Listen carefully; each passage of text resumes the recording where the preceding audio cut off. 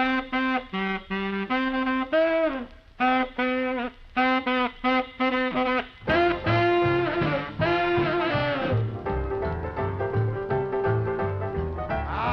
get it, Mr. Piano Player. Go on, get it.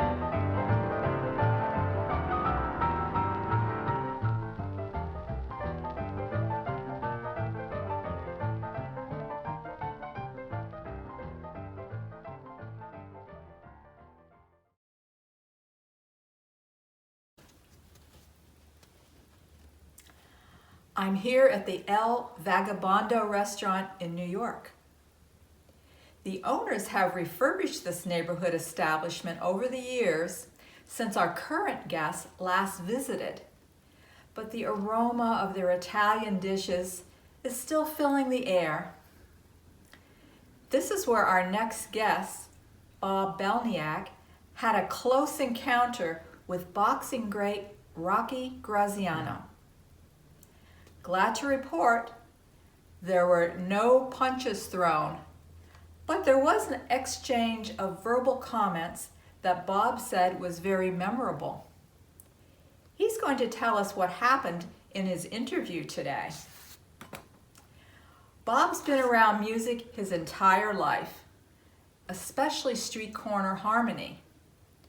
From putting together record hops as a young teenager to co-founding the New England Doo Wop Society, to publishing a weekly music newsletter, to publishing an oldies magazine called Echoes of the Past.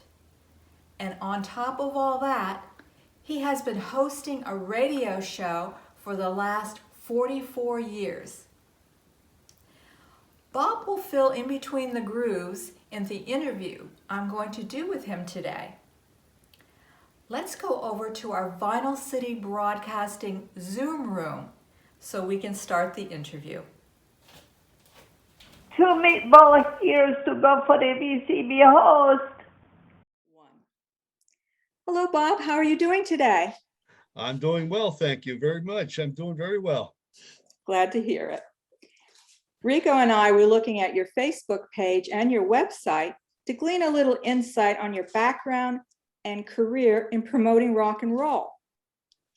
Seems like you've always been involved on some level on keeping the music alive. For example, from doing record hops starting at age 16, hosting record and CD conventions, starting in radio in 1976 and hosting The Roots of Rock and Roll, which you've continued to do for the last 44 years. Organizing bus trips from Massachusetts to Radio City Music Hall in New York for the Royal New York Doo Wop shows in the 80s. You publish an oldies magazine called Echoes of the Past. And you co-founded the New England Doo Wop Society in 2004 with your business partner, Gary Jones, bringing live shows to venues in New England 4 to 5 times a year. And to add up to all of that, you publish a weekly music newsletter every Monday since 2012. That's quite a resume of accomplishments. I guess it does add up. I never thought of it until we had discussed this earlier, but yeah, I've always been involved with music one way or the other, and just branched out into different areas, and love the music. And the only thing I don't do is sing. I sing very badly. We won't ask you to sing then. Good. But we are going to ask you some questions. Sure. We'd like to start the interview by asking you to tell us about all these endeavors and where they stand today. So the first question, regarding hosting record and CD conventions, how did that get started? Well, I became a record collector at a very early age. And then I went into the Army in the late 60s and came back home. And then I got into it again. And I met a fellow named Jim Arslanian, who later became my partner. And I started collecting records again, going to other record conventions. and in different cities and seeing how they ran. And finally, one day I sat down, I said, maybe we could do this here in Western Mass. We know enough dealers between ourselves, and I said, let's give it a try. Well, we did, and we were very successful at it, doing it twice a year in the spring and the fall. And we did this for, somewhere between 15 and 20 years. And we really had a great time, and met a lot of collectors, and that just led to other things. So you started off as a collector, as a hobby, and then Yep. it evolved from there. And main thing is you had a fun time doing all of that. Absolutely. That's great, Bob. Now also, tell us about the Roots of Rock and Roll radio show. Well, after collecting all these records, I was lucky enough one night to listen to a fella in Springfield, Mass, doing a radio show.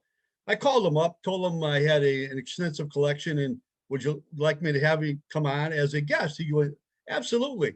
So I went on as a guest, and the next thing you know, he asked me back the following week and the following week, and I became a kind of a semi-regular with him, and did that for about 4 years. That was on a Saturday night. But then a new program director came in, changed the whole schedule around, and the fella I was with, Pete Best, was working in Boston, so he couldn't do the show when they moved it to Tuesday night. He said, would you like to take it over? I said, absolutely. So in 1980, I took over the show myself, and I've been running it ever since. But I started with him in 1976, so I've been on the air for over 44 years. Amazing, Bob. Started off as a guest in your own Yeah. radio show, right place at the right time. Right. Wonderful story. Now also, organizing those bus trips from Massachusetts to Radio City. How many of those did you do a year? And you must have a story you can relate to our VCB audience about something funny or comical that happened on one of those trips. Well, they used to run the show once in the spring and once in the fall, and going to New York at that time was beautiful. So every time we would go down, I'd run sometimes one bus, sometimes two, sometimes three buses. We'd make a stop in Connecticut, pick people up, have a wonderful day in New York, see the show, and the performers would come on the bus after the show, sign autographs, take pictures, the whole thing. Great. We happened to go into a restaurant one day, and just before we went to the show, and there's the old boxer, Rocky Graziano. Oh. So my buddy said, go up and say hello to him. So I did. I went up and said hello to him, and he looked at me, and the poor guy had been in the ring for so long and beat up. His nose was like this. I said, hey, Rocky. He went, hey, Goomba, how you doing? The nicest guy in the world. But he was getting lunch or supper to go. Unfortunately, when he got up, when we saw him walk, he was just like almost an invalid. It was a sad case, but he was such a gentleman. And right away, he shook my hand, and I said, it's a pleasure to meet you. I've always watched you box as a sport fan. And he was just a real gentleman. By the way, the name of the restaurant was El Vagabondos, a great Italian restaurant that's still standing in New York, I believe. Plenty great Italian restaurants in New York. Yeah, there is. Absolutely. Yeah. Glad you got to meet that nice gentleman. Yeah, it was Rocky great. Graziano. Yeah. That's That's fun. a great story, Bob. You don't know who you're going to meet in New York, that's for sure. Yeah. Well, another question for you, Bob. You co-founded the New England Doo Wop Society with your business partner. I'm sure COVID put a damper on the shows for the last year and a half. Where do we stand with that? And are you going to continue with shows in the future if you haven't already? Yeah. Well, the reason we started this was because in New York, Radio City Music Hall stopped doing the doo-wop shows. And we came back, and people were asking me and my friend Gary Jones, why don't you guys put together a show here? We said, oh, it's a lot of work. Not sure how to do it. Yeah. But we kept getting responses and phone calls. Well, finally, we looked into it. We worked out the logistics. We had to find a place. We had to find the groups. We had to find a hotel for them to stay at, all the things that go into it. Well, we got our first one out of the way in 2004. Our first group was the Cleftones. Oh. And right about the same time, PBS was starting to run those Doo Wop 50 shows Oh, right. Yes. with TJ Levinsky. So it kind of hit off. And our first show was standing ovation. I mean, we couldn't put any Wow. more people in the hall. So after the show, we looked at each other. I said, I think we've got something here. And that was over 16 years ago. And we have done a minimum of 3 shows, sometimes 4, 5, and 6 shows. We work with the Shriners, helping them put on shows. We've been to 3 or 4 states in New England. And yeah, we did get shut down with the pandemic. Right. But we do have a show coming up on July 10th. And I counted the days in between. It's 623 days without a show. So we are so excited to be back and ready to, a week from Saturday will be our 49th show. Yeah. And so many people still love the music, you know, because absolutely. We go to the doo-wop and early rock and roll shows, and you know, there's nice crowds. And we even meet some younger people through their parents or grandparents that, you know, are showing some interest. So we're happy to see that. And so glad for you. July 10th isn't that far away now, you know, so. No, actually a week from Saturday. So we're looking forward to it. You are counting the days. Well, great, Bob. Glad to hear that. Yes. Well, you have the Echoes of the Past oldie magazine. Tell us about the magazine and what sort of content it contains. The magazine came out of New York City once again. When we used to get there, all the girls, the wife would go shopping, all the guys would go to the record store. Well, a lot of us, and we'd go to upstairs, downstairs, and going through the records there, we buy record 45s, the albums. I saw a bunch of magazines there, and I was always interested. I took some home and started to read them. And that's where I got the idea of starting a magazine. I said, I know quite a few people in the recording industry, the artists, because they came on the bus from the show. So I had enough information. Next thing you know, I got a couple of writers go with me. And in September of 1987, I put the first issue out. Didn't know if it would go or not, but enough people subscribed to it. I said, okay. So we started, and believe me, I was a novice. I looked at my first issue and I go, woo, geez. But now it's become pretty good. It goes out quarterly. It's a 32-page edition with color. And I've got some of the best writers in America, Bob Bosco and Charlie Horner and George Frunze and Bob Diskin and many others, Nay Nasser. I'm sorry if I leave somebody out, but they all contribute to the magazine. And it goes all over the United States and goes overseas into other countries. And I've been going since 1987 and haven't missed an issue yet. So it's been a labor of love.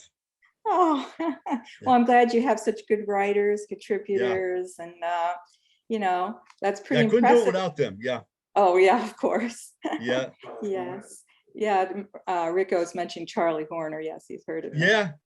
Great, good. Charlie's a good friend. Yeah. Okay. Well, we love the oldies magazines also. You probably heard of Reminisce magazine, and we always look forward to that. Yes. Yeah. Well, that's great, Bob. Well, final question. Adding to all of this, you publish a weekly music newsletter, the New England Doo Wop Society newsletter, where you kindly posted an interview that we did with Annette Helton, original member of Martha and the Vandellas. And we thank you for that. Tell us about the newsletter. Yeah, this again was a one night I woke up and I had a thought of doing something to tie in the record shows, my radio show, my magazine. So my son helped me out, and he's a genius on the computer. He does that for a living. And so we found this MailChimp, and I started it off very slowly with some ideas. And I said, listen, I had a lot of names, a lot of friends, started it off very slow, and it built. And now it goes out to over 2,000 people every week. And I have a lot of friends who send me ideas. We do videos, we do book reviews, we do, unfortunately, obituaries. It covers the whole spectrum of rock and roll, rhythm and blues, and doo-wop. And I do a little trivia, and there's a little bit of everything in there for everybody. And we just try to keep people up to speed on what's happening in the rock and roll and doo-wop field. And we certainly appreciate that. We're so glad we discovered your newsletter. Oh, thank you. And by the way, if you have any other videos you'd like to send me, I'd love to put them in the newsletter. Oh, we have a number of videos. Yeah. We've been doing this for over 5 years. Yes, I And, am. Yeah, I'd be glad to put them in there. Absolutely. Oh, well, we're going to take you up on the offer. No, thank you. You're welcome. Absolutely. Good exposure for the groups and that. And well, before we close, Bob, is there anything else that you would like to share with our VCB audience? Anybody who's interested in contacting me, I have a website. That's the New England Doo Wop Society.org with one long word. Or you can email me at echoes.past@yahoo.com, and I'll send you the newsletter absolutely free. All you have to do is send me your email so I have someplace to send it. And let's keep in touch and keep this music alive. Absolutely. We're doing a good work, Bob. Well, this was very fun. We really appreciate you taking your time to do this interview with us. And, happy to hear about everything that you're involved in. It was so informative. Thank you. It's my pleasure. Thank you very much. Our pleasure also. Thank you so much. Thank you.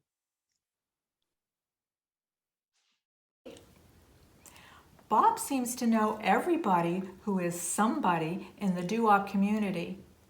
And with all of his marketing pieces, he certainly covers the entire spectrum in the rock and roll and doo-wop community.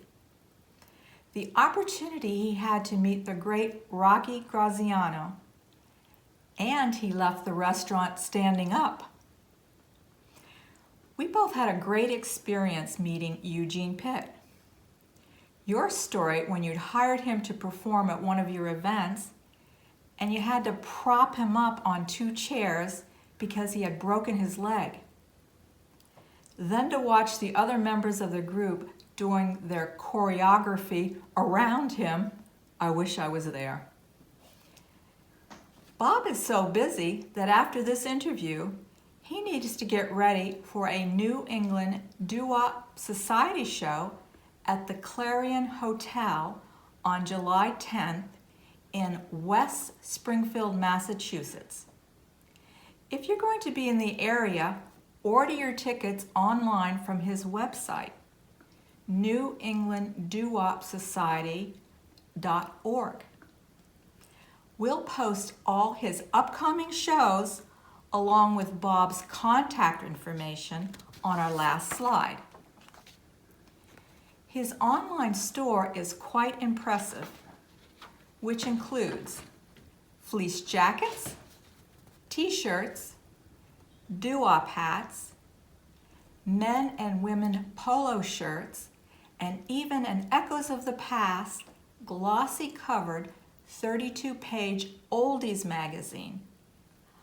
A lot of cool stuff available you'll want for your doo-wop collection. If you'd like to become a member of the New England Doo Wop Society, please email or write to Bob for more details. Thank you again, Bob, for taking the time to do the interview. And next time we're in New York, maybe we can meet at El Vagabondo and get some good New York Italian food. All contact information for Bob will be posted on our last slide. Remember, everyone out in VCB land, please bookmark our VCB channel and tell your friends about Vinyl City Broadcasting, your transit express for rock and roll trivia. I wanted to leave some parting words with Bob before we signed off with him, but nothing came to mind, Rico. You'll think of something when we get on the subway, Marie. I got it. Hey, Goomba.